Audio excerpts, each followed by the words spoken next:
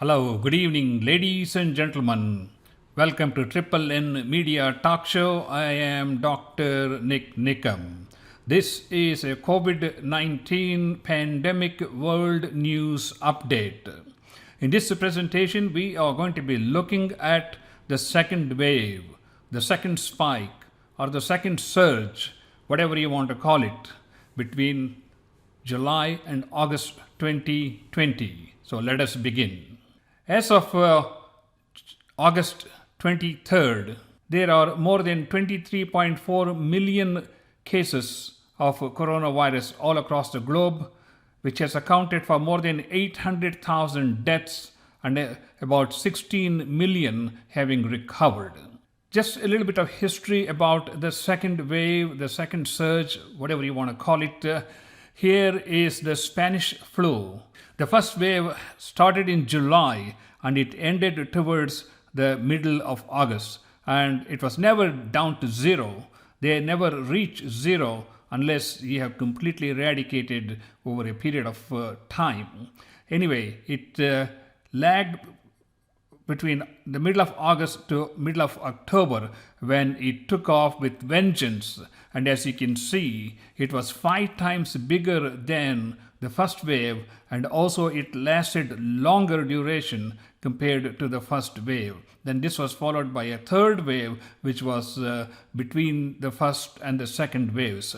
So using this as the platform, we're going to look at some of the changes that have happened all across the globe. We are not just talking about one country or one continent. We are talking about the entire globe and see where we stand in terms of the coronavirus pandemic.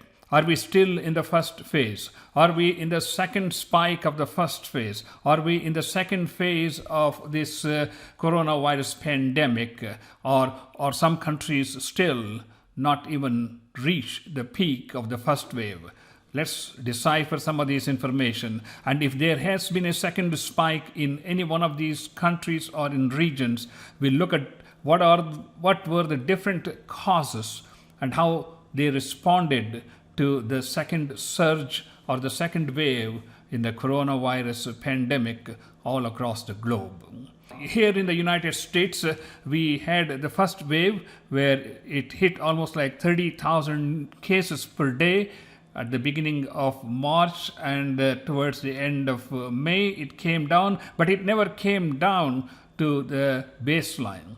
It was continuing to have almost 25,000 cases per day here in the United States. Then this was followed by, in the second week of June, where it took off, which was much worse than the first one, with almost reaching a peak of 75,000 new cases per day.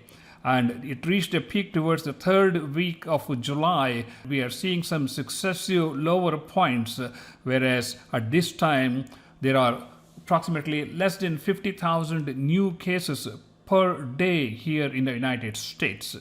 We're going to look at what caused this new surge here in the United States. Let's look a little deeper into some of the states that were seriously affected. For example, Texas, Florida, California. As you can see, the Texas had a very, very small first wave, and it was just hovering around the numbers. However, in the middle of June, it took off with vengeance, where the number of new cases almost went up by like 5 times. At the peak, they had a recording of 10 to 15,000 cases per day. However, since the middle of July or the third week of July, we are seeing a successive lowering of the number of new cases here in Texas. And we will look at some of the reasons why we had a spike and how these states are responding. Now, we have a similar story. This is the death, which also spiked tremendously. So this was not just a reflection of more tests being done. It was also related to the number of people who are testing positive in a given population that was tested, along with a whole host of other things which I will cover in a few minutes.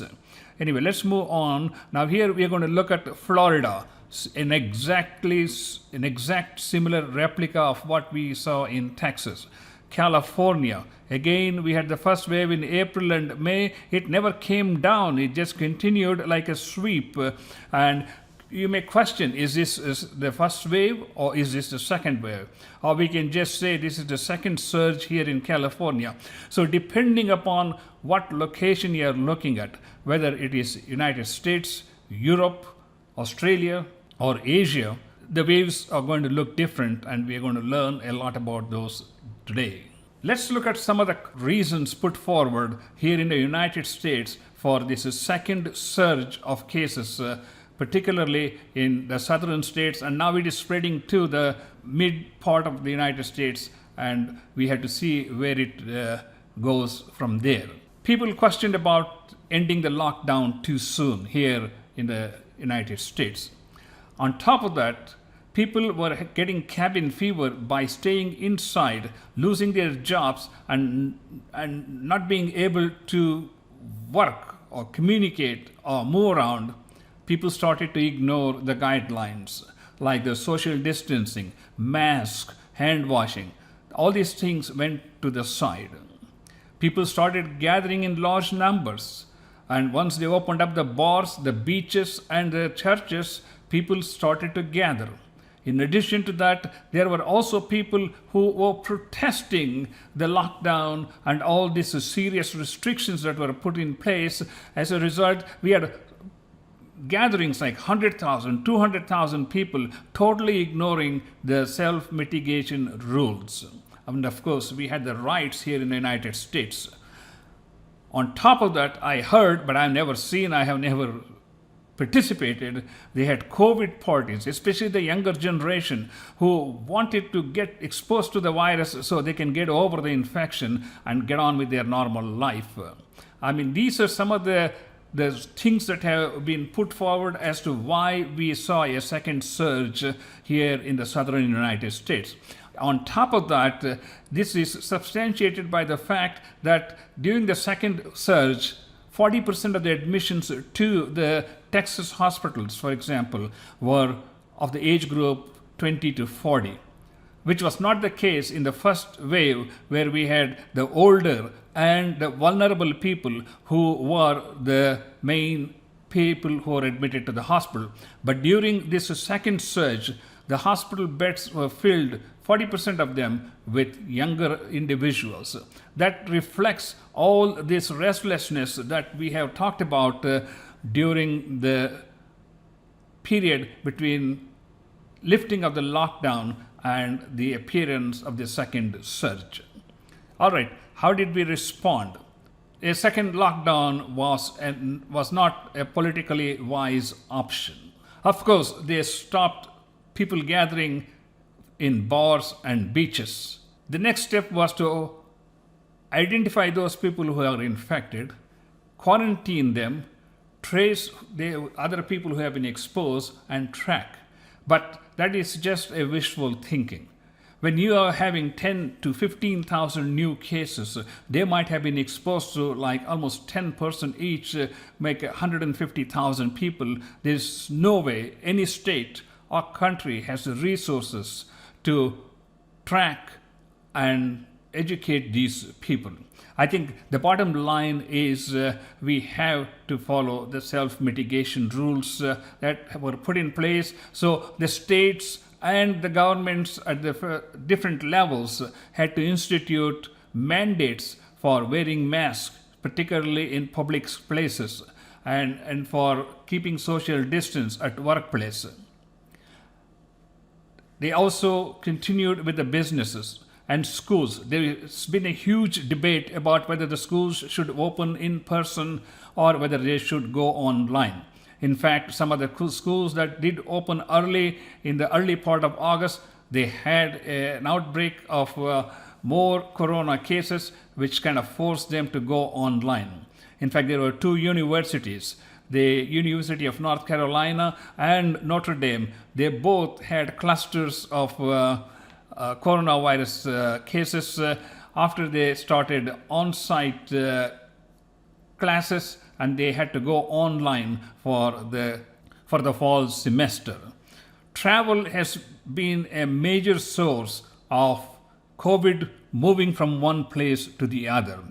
And we'll see when we explore like Europe and Far East, where travel becomes the main source of infection coming into the country after they had totally eradicated COVID in their countries.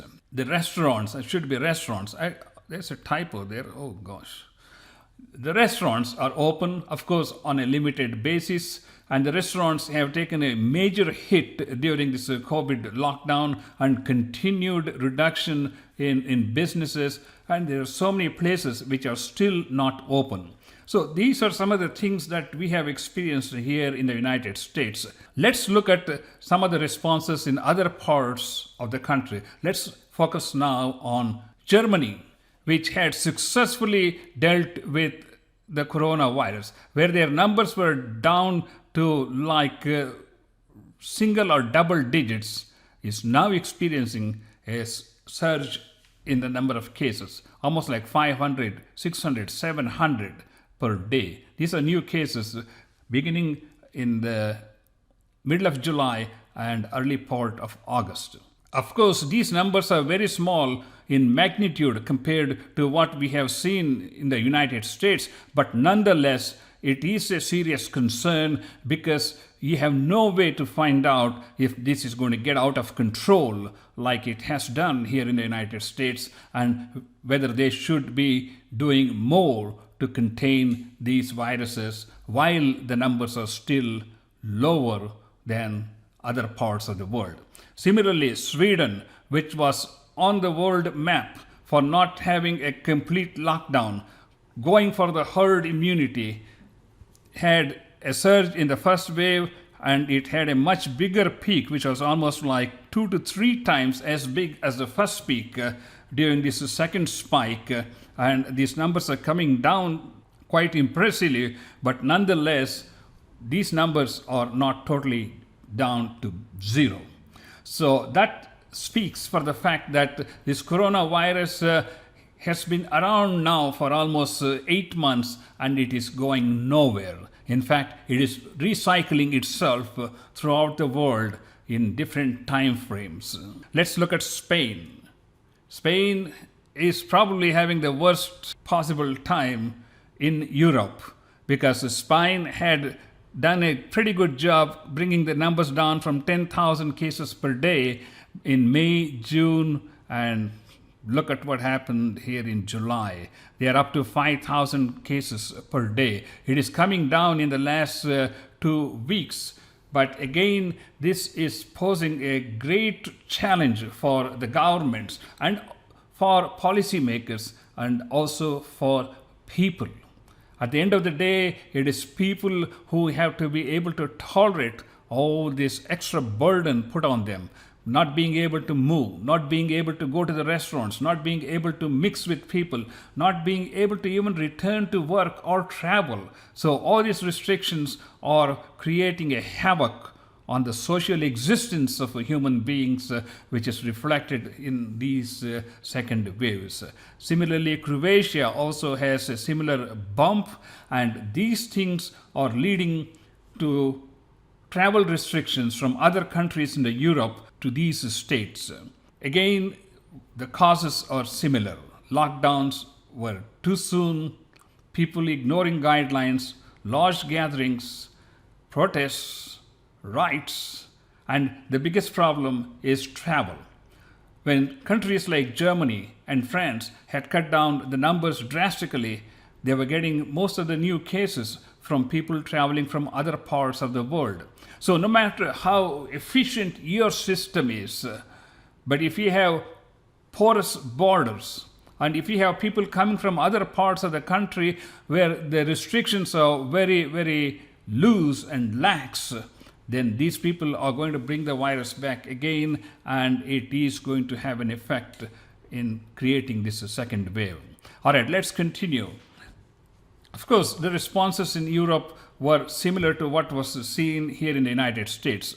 No lockdown, closing the bars and beaches, They were much more successful in identifying, tracking, and tracing these contacts and people who have been infected. But still, it is an enormous job. It takes like more than 100,000 people to cover just one country.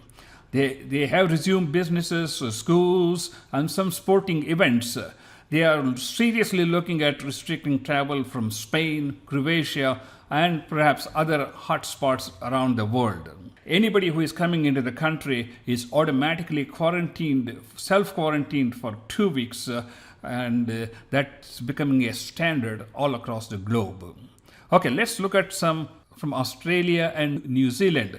They had some of the best records. They were like the poster charts for the entire globe to understand how to control the coronavirus. If we can look at the Australian chart here, they were down to properly negligible numbers. And then see what happened here by 3rd or 4th week of June.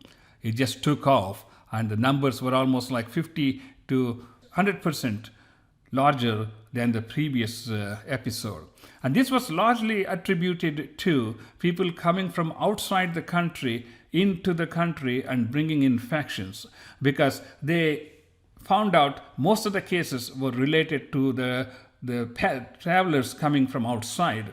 They had very little spread inside the country, and the story was similarly echoed in New Zealand, where most of these cases came from travelers. Even though they were able to restrict these travelers into a hotel for quarantine, more than 20 cases were reported just from that quarantine place. So that just goes to show that you may try to close your borders, but when you open up your borders, you're opening up your country for a fresh batch of the coronavirus. Maybe in Australia and New Zealand, they are more tuned to listen to the government, but still there are people questioning about the government approach to dealing with this pandemic. Protests and travels, they didn't have that much, but again, they followed the same principles. Like Melbourne has become the epicenter of COVID-19 in the second wave phase of Australian COVID pandemic. So those are some of the things, and they are seriously looking at people who are coming in and see how they can quarantine them and identify if they are having an infection and try to deal with it to minimize. One important thing I want to mention is that Australia has made a deal with Oxford Vaccine Institute for them to be supplying 25 million units of COVID vaccine if and when it is available. So they plan to vaccinate the entire population of Australia. In fact, they are thinking about mandating vaccine for their population. That may be one way to curb the infection. But again, if you're getting people from outside who are already having COVID, there's nothing you can do because they are going to be presenting with symptoms of COVID in due course.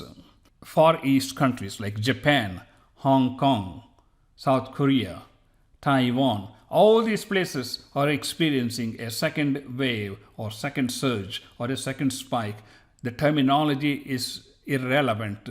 What is more important is what is causing these things and how they can be dealt with in a more practical manner than a hard lockdown that we had for several weeks during the first wave, which has caused serious rippling effects in the economy, where countries have lost 25 to 50% of their GDP during this pandemic.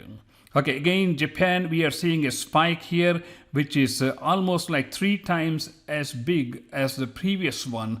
Similarly, in Hong Kong, we have spikes which are not to the magnitude we've seen in other countries like United States and Europe, but still there are 150 cases is a major concern because something is not working.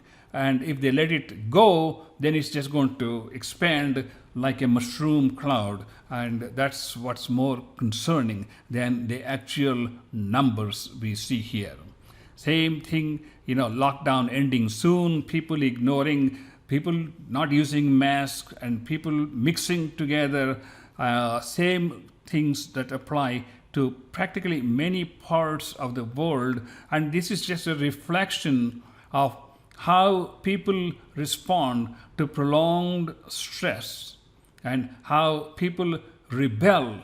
They become defiant to some of these regulations, knowingly and unknowingly, to just make things worse. So these are some of the things that we have learned as how a second wave can appear after a very successful lockdown and bringing down the bell curve or the FAR curve to almost to negligible numbers. Then all of a sudden you see a spike which is 2, 3 or 4, 2, 3, 4 or 5 times bigger than the first one. Hopefully, we have learned something from this one. And the question is, what do we do going forward?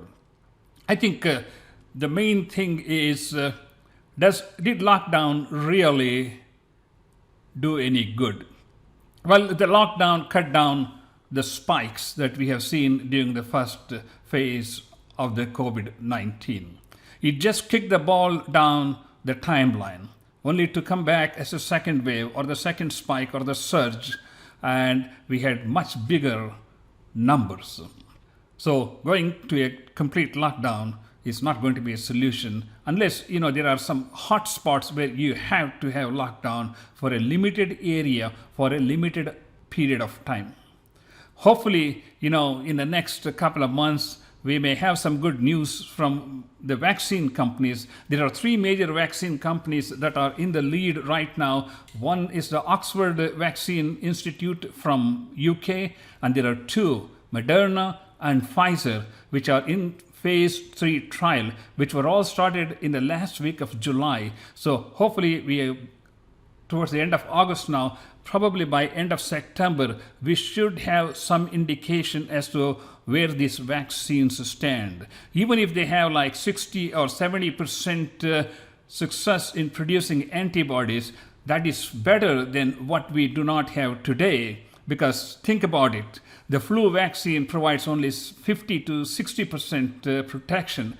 So given the circumstances, given the economic toll this has taken over the last 6 months, I think 1 or 2 of these vaccines are going to be coming into the market and give us some hope about returning to some sort of a normalcy. This may be a wishful thinking. I hope this presentation has been educational to you. And please do watch numerous videos we have on COVID-19 education. Please do subscribe to our YouTube channel, and I will see you next time with another episode of COVID-19 Pandemic World News. I am Dr. NIK NIKAM, and thank you for watching.